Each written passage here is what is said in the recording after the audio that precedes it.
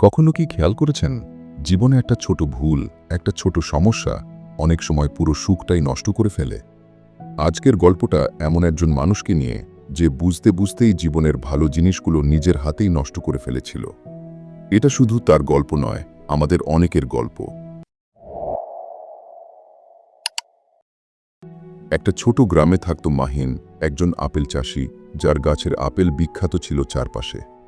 রোজ সকালে বাগানে হাঁটতে হাঁটতে তার মনে শান্তি নেমে আসত। একদিন সকালে সে দেখল তার সবচেয়ে প্রিয় গাছের মাথায় একটা মাত্র পচা আপেল ঝুলছে। মাহিন থমকে গেল, মনে মনে ভাবল, এটা যদি ছড়িয়ে পড়ে তাহলে পুরো ফলনটাই নষ্ট হয়ে যাবে। সে দ্রুত একটা লম্বা লাঠি নিয়ে এলো, ভাবল মেরে ফেললেই তো হয়ে যাবে।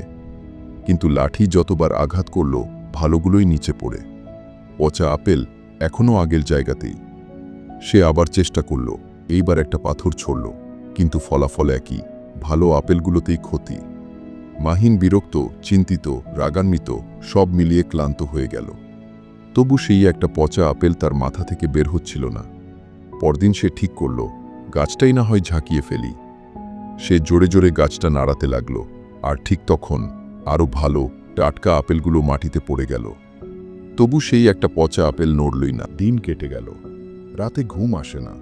সকালে চোখ খোলা মাত্র তার দৃষ্টি যেত সেই একমাত্র পচা আপেলের দিকেই।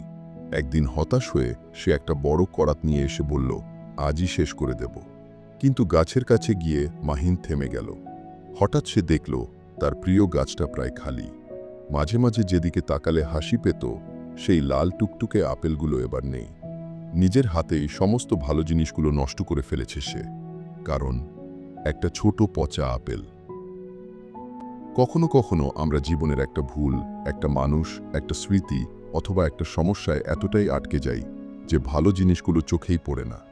আমাদের চারপাশে থাকে আনন্দ, আশীর্বাদ, ভালোবাসা, সফলতার সুযোগ, কিন্তু আমরা তাকাই শুধু সেই একটা সমস্যার দিকে।